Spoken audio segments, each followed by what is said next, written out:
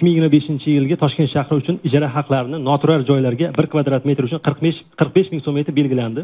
Shahar va tuman deputatlar kengashlariga bu stavkani 2 barobargacha oshirish huquqi berildi.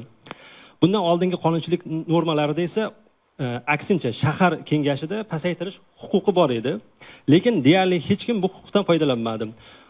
Bu yildan ko'tarish huquqi berilishi bilan darrov 2 barobargacha ko'tarib qo'yishdi.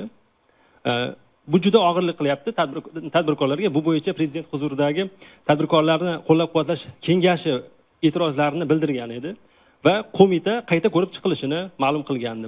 Bu borada qanday o'zgarishlar bo'ldi? Assalomu alaykum. Soliq qo'mitasi departament direktoriman Komil Saidov.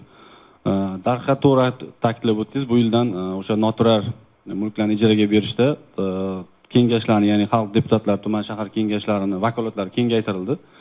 O'tgan yillarda o'sha pasaytirish vakolat berilgan bo'lsa, hududdan kelib chiqib o'sha deputatlarga stavkalarni pasaytirish yoki ko'paytirish ham imkoniyat yaratildi. Buni sababi nimaga? Chunki qat'iy stavka o'sha har doim ham o'sha hududni aynan faoliyatiga yoki joylashgan joyiga mos kelmasligi mumkin. Shu nuqtai nazardan mana shu o'zgartirish kiritilgan edi.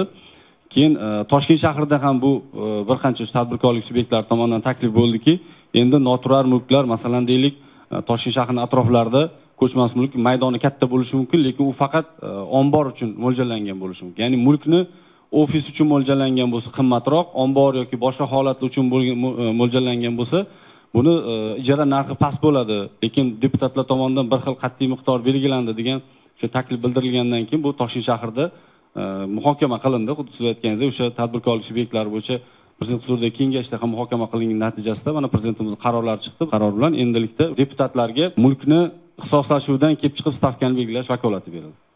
Ya'ni endilikda agar bu ofis uchun mo'ljallangan, remont qilingan, boshqa bino bo'ladigan bo'lsa, nisbatan yuqoriroq belgilashi mumkin. Vaholanki ombor yoki boshqa maqsadda mo'ljallangan bo'lsa, bu mulkni stavkasini deputatlarda pasaytirish vakolati bor.